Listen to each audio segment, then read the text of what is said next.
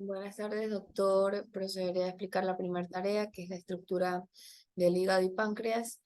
Bueno, el hígado es la glándula más grande del cuerpo y en él se van a identificar dos estructuras de forma general, ¿no? El parénquima y el estroma. El estroma va a ser el tejido de sostén.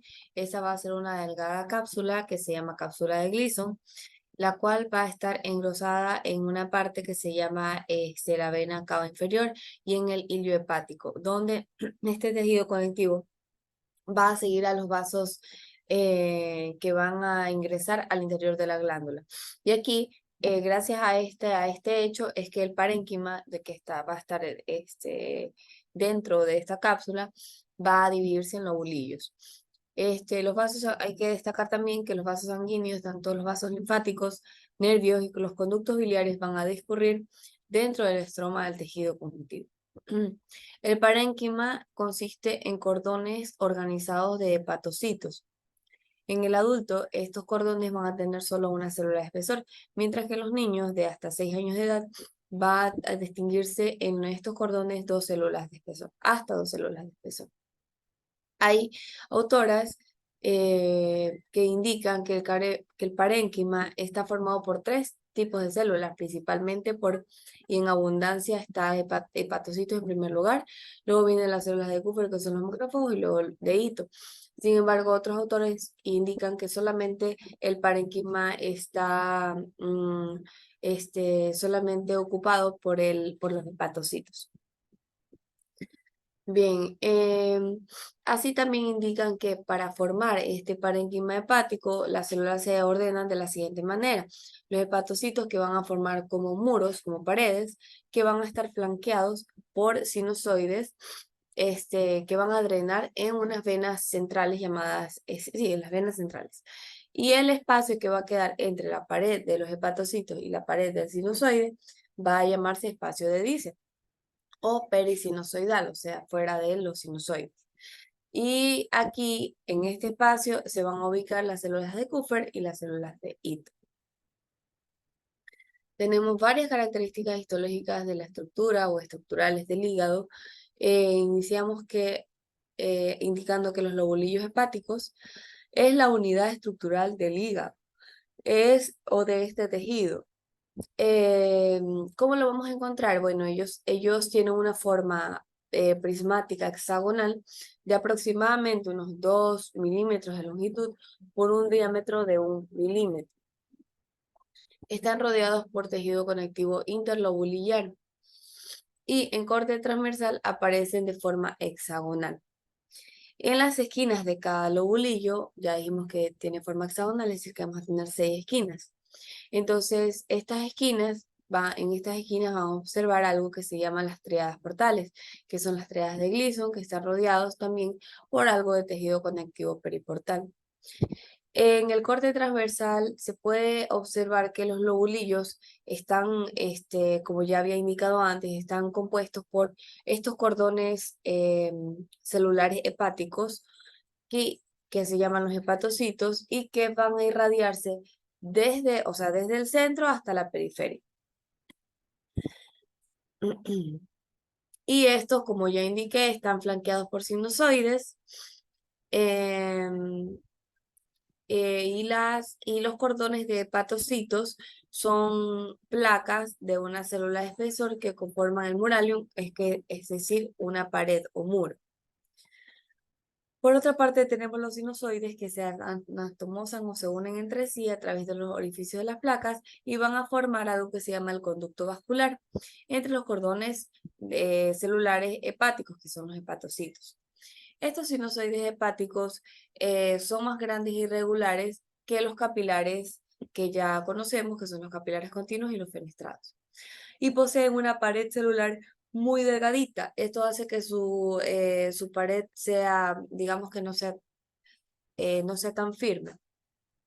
¿Por qué? Porque poseen ellos unas células hepáticas que son aplanadas y conforman en conjunto la pared delgada de los sinusoides. Los vasos sanguíneos son los vasos interlobulillares que forman las tríadas portales. Tenemos las tríadas portales más pequeñas que envían sangre directamente a los sinusoides y las mayores que se ramifican en vasos de distribución que se ubican en la periferia de los lobolillos. Ya habíamos hablado de los ángulos de esta forma hexagonal. Estos vasos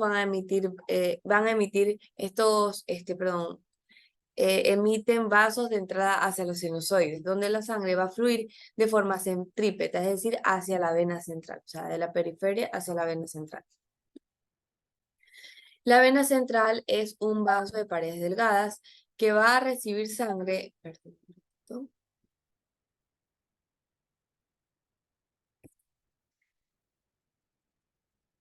que recibe sangre de los sinusoides, es decir, ahí llega toda esta sangre que traen los sinusoides.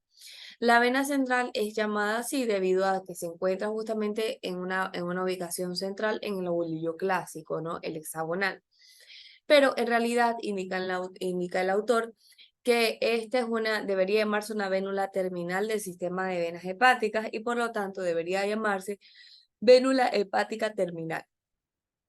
También tenemos una sublobulillar que recibe sangre de las vénulas hepáticas terminales y que también posee una capa definida de fibras de tejido conjuntivo y que tanto la vena central como la sublobulillar ambas discurren solas. Por otra parte, tenemos la estructura de la vena portal y de la arteria hepática. La vena portal nos indica Rose que sus ramas, que la estructura de la vena portal y de sus ramas tienen la típica estructura de las venas en general. La luz de esta vena es mucho más grande que la de la arteria que está asociada con ella. Y en caso de la arteria hepática, también es como las otras arterias, tiene una pared muscular gruesa y también, además de dar sangre a la arteria central, pues también a los sinusoides, también suministra sangre oxigenada al tejido conjuntivo. Tenemos el ácido hepático, tiene forma romboidal y tiene dos ejes, tiene un eje menor y un eje mayor. El eje menor está definido por las ramas terminales de la tríada portal, que van a seguir el límite entre los dos lobulillos clásicos, mientras que el eje mayor del ácido es una línea que se traza entre las dos venas centrales más cercanas al eje menor. Por lo tanto, si vemos desde una vista bidimensional, el ácido hepático ocupa parte de los lobulillos clásicos que están contiguos o que están juntos. Los hepatocitos en cada ácido hepático van a describirse en tres formas o van a ubicarse, digamos, en tres formas diferentes, concéntricas, que rodean el eje menor. Tenemos zona 1, zona 2 y zona 3. La zona 1, que es la más cercana al eje menor, y la irrigación que proviene de las ramas penetrantes de la vena porta y la arteria hepática. Esta zona corresponde a la periferia de los lobulillos clásicos. La zona 3 es la más lejana al eje menor, pero la más cercana a la vena hepática terminal. Esta zona corresponde al centro del lobulillo clásico y rodea la vena hepática terminal. La zona 2 se encuentra entre la zona 1 y la zona 3, pero esta no tiene unos límites fijos o nítidos. El espacio perisinusoidal, también llamado espacio de Dice, bueno, mediante microscopía electrónica y a veces también mediante microscopía óptica se puede observar que la pared sinusoidal está rodeada por un estrecho espacio perivascular denominado espacio de Dice. Las células hepáticas dice que poseen gran cantidad de microvellosidades de orientación irregular, sobre las que se van a ubicar células endoteliales. Desde la superficie basal de los hepatocitos se proyectan estas microvellosidades irregulares hacia este espacio de Dice. Las microvellosidades van a incrementar 6 veces la extensión de la superficie que tendrían si no existieran estas microvellosidades. Entonces, se acerca se acerca esta extensión de la superficie para lograr el intercambio de sustancias entre los hepatocitos y el plasma. Esto gracias a las grandes brechas en la capa endotelial y a la falta de la lámina basal continua, que no hace que exista una barrera importante o una barrera que limite el paso de estas sustancias entre la sangre plasmática y el sinusoide. En el sinusoide y la membrana plasmática de los hepatocitos, es decir, entre las sustancias que van desde el hepatocito hacia los sinusoides, o al revés. Los vasos linfáticos. El hígado tiene abundantes vías linfáticas. En la cápsula de los vasos linfáticos superficiales forman un plexo, y este plexo se anastomosa con los vasos linfáticos profundos dentro del tejido conectivo. Las triadas de glisos están acompañadas por vasos linfáticos. hasta sus ramificaciones terminales. La mayor parte de la linfa se forma en el espacio perisinusoidal de Dis. Y junto con los vasos sanguíneos, esta pasa a través de los orificios en la placa limitante, En el tejido conectivo interlobular, el plasma se va a juntar en los capilares linfáticos y es aquí donde ya se le va a denominar linfa. Los hepatocitos son las células más importantes, son las células propias de este tejido y están íntimamente asociadas a la red de vasos sanguíneos. Ya dijimos estos cordones celulares están flanqueados por las sinusoides, ¿no? Entonces son células poliédricas que están polarizadas con tres tipos de superficies identificables. El citoplasma va a estar lleno de variedad de orgánulos, porque estas son células que realizan muchas funciones, entonces van a tener unos orgánulos supremamente bien desarrollados. Los núcleos son grandes, son esféricos, son centrales y contienen cúmulos de cromatina y nucleolos desarrollados. También tienen formas binucleadas, muchos de ellos, y a menudo son poliploides. El aparato de Golgi es grande y es activo. Y si no es activo, es pequeño, pero múltiple. Y se sitúa habitualmente cerca del núcleo y cerca de la superficie canalicular, de alguna superficie canalicular. Las vesículas y los túbulos del retículo endoplásmico liso y del retículo endoplásmico rugoso son abundantes y están conectados con los del aparato de Golgi. También existen ribosomas libres en el citosol, pero no solo ribosomas libres. Recordemos que en el hígado es donde se va a guardar glucosa en forma de glucógeno. Entonces, en los hepatocitos también vamos a tener grandes depósitos de glucógeno, también vamos a tener gotitas lipídicas y el glucógeno está asociado usualmente con el retículo endoplásmico liso como nota adicional. También abundan los lisosomas de diversos tamaños, algunos con liposuccinas, otros con lipoproteínas en láminas, son grandes y numerosos y generalmente hay entre 200 a 300 peroxisomas por célula. También tenemos abundantes mitocondrias, hasta más de 1000 por célula, y las mismas están diseminadas al azar, es decir, que no tienen un orden específico. Y en este vaso, pues, este vasto componente de mitocondrias confieren al hepatocito un aspecto granular eosinófilo, que lo podemos observar en cortes rutinarios de hematocilina y eosina. Las células de Kupffer pues, son los macrófagos de este tejido o del hígado o de los hepatocitos y debido a su forma, pues los núcleos son más redondeados que los núcleos aplanados de las células endoteliales. Las células de Kupffer son macrófagos residentes, es decir, que están ahí y contienen indicios de eritrocitos fagocitados, porque se ha encontrado hierro dentro de los fagosomas. Se originan de los monocitos como todo macrófago y llegan al hígado a través del torrente sanguíneo como lo realiza todo macrófago. La actividad fagocítica se demuestra con facilidad, pues como ya le hemos dicho, se ha encontrado hierro dentro de los fagosomas. La mayor parte de la superficie irregular de las células están en contacto directo con la sangre sinusoidal. En el citosol de estas células de Kupffer hay una serie de cuerpos densos y vacuolas de diversos tamaños. El citosol también tiene, aparte de Golgi, también tienen células recubiertas, células vesículas de pinocitosis, ribosomas, centriolos, microfilamentos y microtúbulos. En su parte periférica se observa las microvellosidades y los pseudópodos, que son componentes necesarios para los macrófagos para sus mecanismos endocíticos.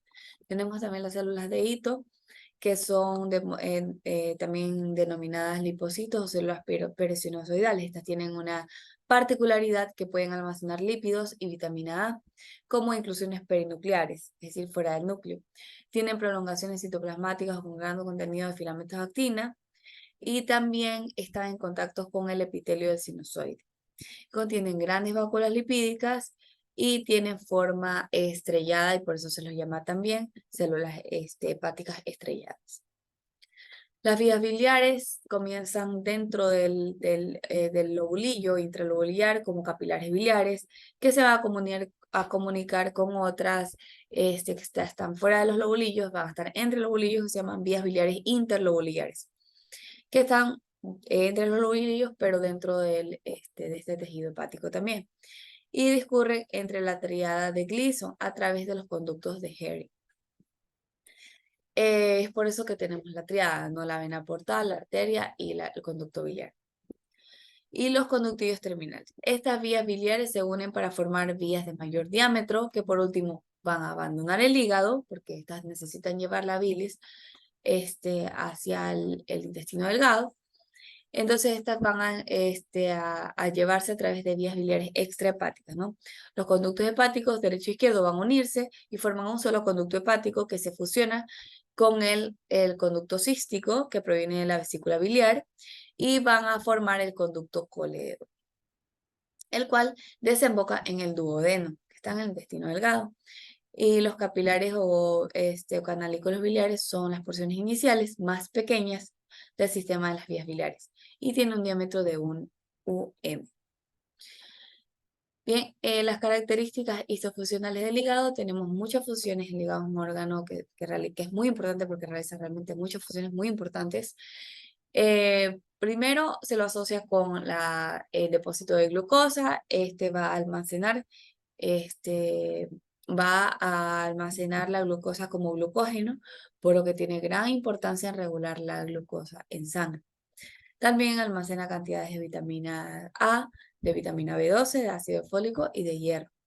Sintetiza varias proteínas que encontramos en el plasma, tales como la albúmina, las globulinas, las protrombinas, el fibrinógeno, por lo que una disminución o un daño hepático puede aumentar la tendencia a sufrir hemorragias. Tiene gran importancia para el metabolismo y transporte de lípidos, dado que la síntesis de algunas de las lipoproteínas plasmáticas tiene lugar en los hepatocitos. El hígado también va a metabolizar compuestos liposolubles, entre ellos medicamentos y distintos pesticidas que contienen los alimentos, o sea, los va a metabolizar de forma que se puedan conjugar y degradar, ¿no? Por ejemplo, sustancias que son tóxicas para el organismo. También ayuda al metabolismo de hormonas esteroides, por ejemplo, las hormonas sexuales. También tiene una función exócrina, y la función exócrina del hígado es la producción de la bilis, que sean los acinos. Y esta se secreta de forma continua por los capilares biliares y en cantidad excreta un total de 500 ml por día. Las funciones del tejido de tipo endocrino del hígado están representadas por la capacidad de modificar ciertas hormonas. Por ejemplo, la tiroxina en el hígado la va a convertir en su forma biológicamente activa, como la tironina, que es la T2. Esto va a realizarse a través de un mecanismo de desyodación. Este órgano también es clave para suministrar, almacenar y metabolizar y excretar hierro y cobre. Hay una enfermedad que se llama enfermedad de Wilson, que es se da por acumulación de cobre en el cuerpo. Entonces aquí también el hígado es clave para excretar el extra de cobre que el cuerpo no necesita. Tenemos también la excreción de bilirrubina que se produce en el vaso mediante la degradación del componente hemo de la hemoglobina. Ya sabemos que el vaso es donde se van a fagocitar los eritrocitos que ya cumplan su tiempo de vida o que estén dañados. Y el grupo hemo, una vez que se degrada, pues se va hacia el hígado, entonces se va a esta bilirrubina, este compuesto tiene que conjugarse, y esto es lo que hace el hígado, va a conjugar la bilirrubina con ácido glucurónico para poder ser excretado en la bilis y luego a través de las heces fecales.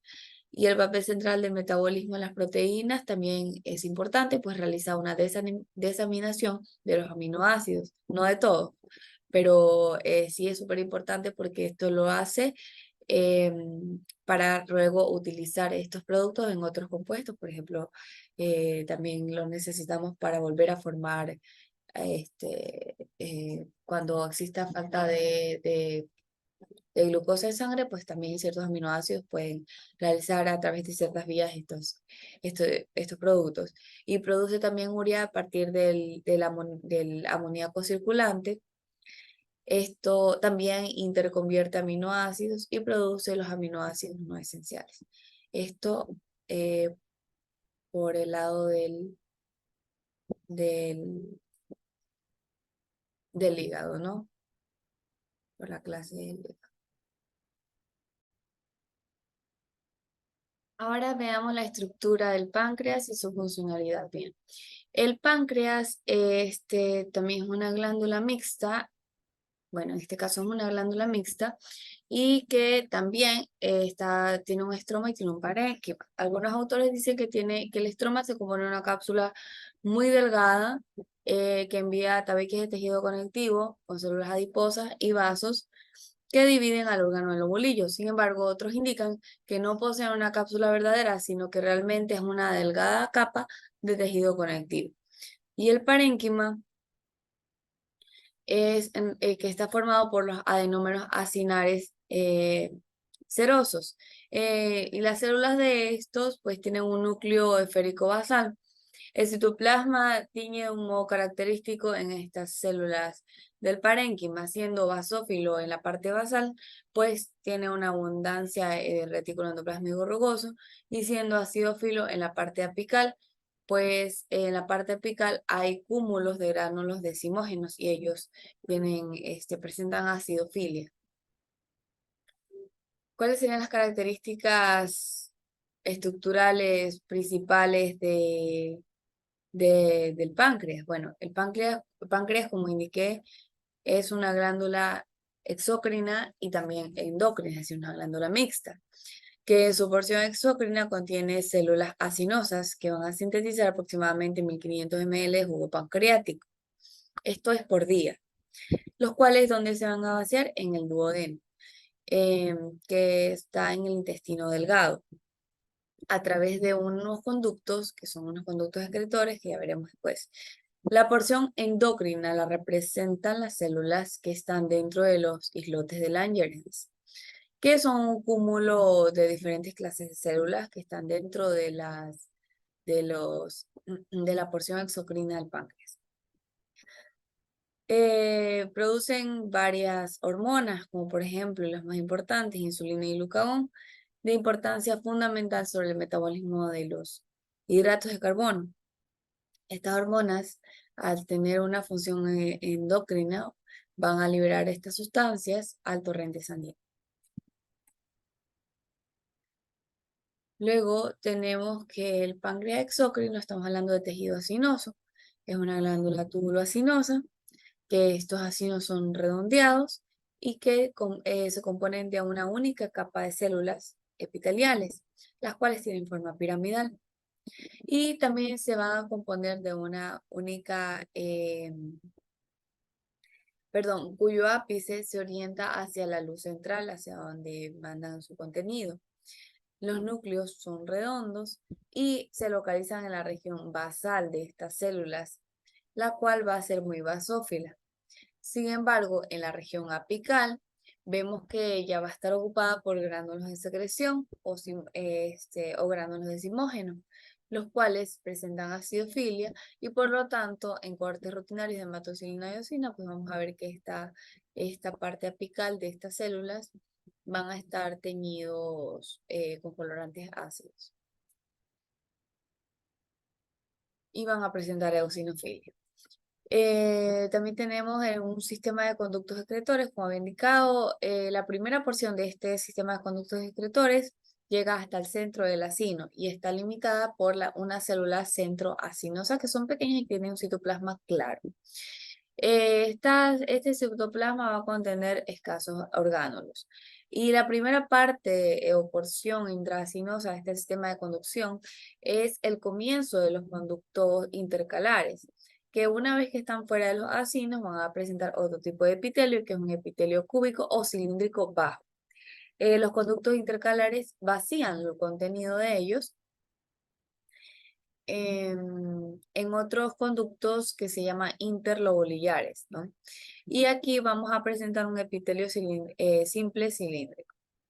Ahora, los conductos interlobulares, ¿dónde van a vaciar su contenido? Van a vaciar su contenido en dos conductos excretores principales, que son el conducto pancreático de Wirsum, que desemboca en la papila duodenal mayor, junto con el colédoco, y también como otra opción, en el conducto pancreático accesorio de Santorini, pero este suele ser inconstante. También tenemos que en representación del páncreas endocrino están los islotes de Langerhans, el mismo que está compuesto por un cúmulo de células, ¿no? Diferentes clases de células componen este islotes de Langerhans. En los cortes teñidos con hematoxilina y eosina, podemos notar que aparecen estos islotes, estos cúmulos, de forma con un tinte más débil o con una eosinofilia débil. Y son más pequeñas también que las células acinosas. Por eso vemos que estos islotes pues se van a reconocer con facilidad dentro del mar de acinos, eh, de acinos que tenga el páncreas, ¿no? Vamos a encontrar muchos acinos pancreáticos y dentro de ellos pues vamos a encontrar pequeños cúmulos de células que son más débiles en su tinte y estos son los islotes de Langerhans.